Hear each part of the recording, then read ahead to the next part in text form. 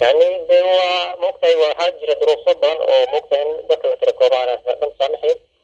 وكم دي إن مثلا بحسها أو dadkan deegaanada badan ay joogaan oo miyiga joogo oo sababta abaarta dadka sii nuguleysan ayaga ah marka laakiin anaga waxaan moogtahay aan ogaan karno waa in abaarta moogta dadka abaarta aad u daran tahay dadka reer miyiga beeraleyda ahana 95% moogta magaalada soo galeen dee waa dareemi kartaa boqolaal kun oo qoys oo moogta ku noolaa dhulka miyiga beeraleyda oo 95% magaalada soo galeen marka waxaan macnaha xogaa moogtaa samayn karnaa annaga qiyaas oo kale in aan moogta fiirinta qoyska magaalada soo gashay marka dad aad tiro badan oo moogta ilaa 30 kun oo qoys ka badan ayaa magaalada soo gaaray aysan ku jirin dadkii hore oo jilicsanaa magaalada jooga danyarta ahaa marka waa xaalad runtii adag oo u baahan in moogta si dhab loo wajaho guud ahaan Soomaaliya abaarta si wada jir ah ayay uga jirtaa haba u sii kala darnaadaan gobolada dalka si gaar ah maxaad u sheegi lahayd oo u dheer reer baar dheer arrintaasi wallahi xaalad abaarta dalka oo hadda degmadana waa degmooyinka ugu moogtahay daran kaalmasii horreeyay waxaa yimaada bilo laga jooga ergeyga arrimaha abaaraha madaxweynaha xildhibaan adeexaan isku warsamo iyo safiirka qalab sidoo kale waxaa halkan yimid madaxweyne WFD oo moogta xaaladaasaan laftiisa inuu kurdaray marka waa dareemi kartaa intaas oo mas-uuliyiin ah hore moogta sida macnaha waxa ay heshiiska haraaseen waa xaalad abaarta halkan ka jirta tusaalooyinka in baar ay aad daran tahay waxaa moogtahay ka mid ah magaaladan waxay xuduud la leedahay gobolka Bay waxaa sidoo kale xuduud la leedahay gobolka Jubbada Dhexe waxay sidoo kale soo xirtaa gobolka deegaankiisa kale deegaanada tuulooyinka hoos yimaada degmadan waxaa moogtahay waa deegaano badan oo ilaa 200 kilomitir tuulooyin ah iyada laga xukumaa oo xuduudka Kenya ku yaal marka waxaan is dhihi karaa degmadan waa degmada abaarta deegaanada ay saameeyay degmooyinka ugu daran kow haddaysan moogtahay laba haddaysan macnaha waa dareemi kartaa marka maanta marka halkan xaalad adag waa ka jirto cunno yari iyo moogtahay daawooyin xagga caafimaadka iyo abaarta xanuunada usii jilicsan deegaanka Gariley ee koonfurta gobolka Gedo argagixisada arxanka daran ee shabaab ceel halkaasi laga qodayay dadkii qodayay oo 10 ku dhow waa ay dileen oo isugu jira Soomaali iyo Kenyaan riigii ceelka qodayay waa ay gubeen deegaankaasi waxaa ka jirtay sida la soo warinaya abaar aad u daran inta badan dadkii reer guuraaga ah waxa la soo sheegay inay halkaas kaga soo barakaceen xaalad adagna ay ka jirtay bal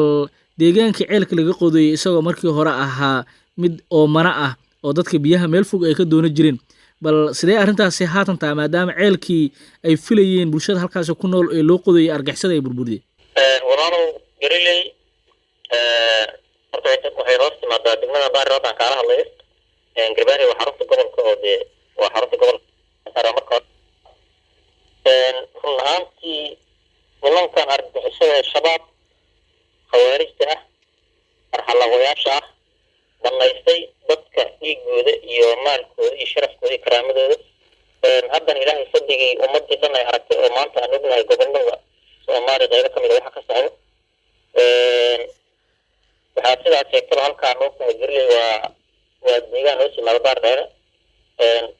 moogtahay kurataan xuduudka aan la leenahay dalka Kenya marka halkaa marka dad sidaas sheegtay waxay moogtahay muddo badan ahaayeen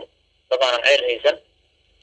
dadaallo badan oo horey loo sameeyay lagu guuleysan ceel loo helo hatta marka xilliga uu rajo roomeed oo ceelka moogtahay biyihiisa la gaaro ay moogtahay ahaa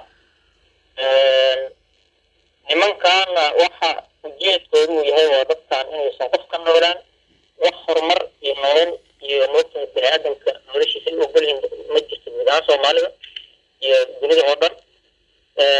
halkaa waxay ku dileen dadkii masaakiinta ahaa oo gabdho meesha ka shaqaynayay oo meesha moogtahay shahi wax karin jiray oo si uga faa'iidaystaan dadka meesha ka shaqaynaya shaqaalaha ah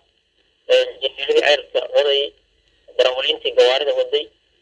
askar Soomaaliyeed oo ilaalinaysay oo moogtahay ka ilaalinaysa iyaga iyo tuugaha iyo tuugadahaas oo dhan waxay gubeen riigii ceelka lagu qodayay waxay gubeen ceelka laftiisa iyo moogtahay meel wanaagsan sababka iyo ujeedkooda oo keliyana wax kala maahana waa in dadka noloshooda aysan noloshooda baabiyaan wayna fahmeen ummadda soomaaliyeed hadda insha allahu tacaala waxaan rajeynaynaa haddii ilaah iranaysan dadka sii horjoogin sii haysan reeryadana la iska qaadi doono rajeyn fiican baan ka qabnaa insha allah halgan gobolada kala socdaan kusoo biirna annagana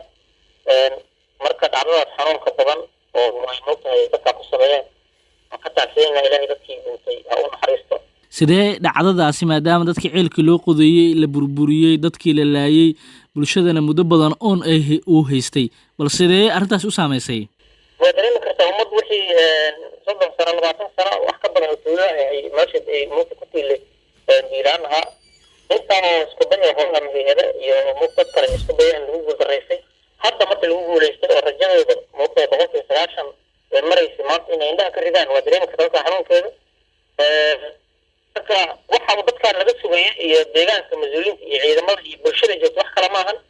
waa in kuwa looga aarguday bulshada ay ku sameeyeen wadada iyo dileen iyo bulshada hamigeeda ay buuriyeenba in marka moogta looga aarguday moogta kida la marsi moogta yaa meesha laakiin dareenka waa dareen xanuun badan oo qofka si dareemi karo marka insha allah waa ka falcelin doona haddii ilaah yiraahdo hadda xaaladda deegaanka waa sidee maadaama ceelkii ay filayeen ee biyaha ay ka cabi lahaayeen la burburiyey abaar ay halkaasi ka jirtay oo cunto la-aan iyo biyari markii horeba ay haysatay arrintaana ay soo korortay bal hadda xaaladda waa sidee xaaladdu de waa xaalad adag sida hore kugu sheegayba dadku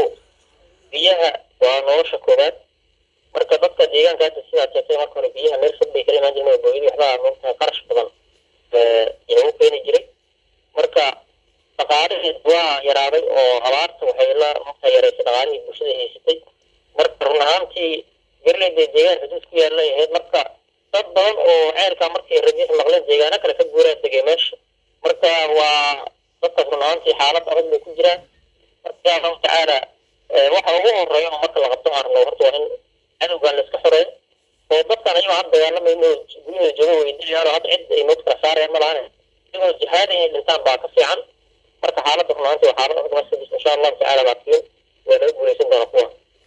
maxaa baaqa oo fariin ah oo u dir lahayd guddoomiye ugu dambeyntii bulshada Soomaaliyeed ee la waxsiiyey hay'adaha deeqda bixiya dowladda federaalka Soomaaliya waa maasan tahay waxaan baa ku dirayaa ugu horeyn dowladda Soomaaliyeed bulshada Soomaaliyeed oo wanaagga jecel hay'adaha samafalka in la caawiyo dadka Soomaaliyeed oo runtii laba cadow ay isugu tageen shabaab iyo abaarta ilaahay uu keenay ilaahay rajeynayna aan ka rajeynayno ka bixiyo oo dadka abaarta uu ka saaro in dadka moogtahay wax kasta oo la tari karo la taro oo kuwa diilaan isku baahan loo dhaamiyo kuwa daawada u baahan daawo la siiyo kuwa cunno u baahan oo gaajada la dhimanaya wax la siiyo dowladda waxaan si gaar ah oo rabnaa insha allahu tacaala halganka iyo moogtahay jihaadka gobolada ka socdaan insha allahu ka bilaaban doona gobolkan iyo deegaanada hadda aan joogno in si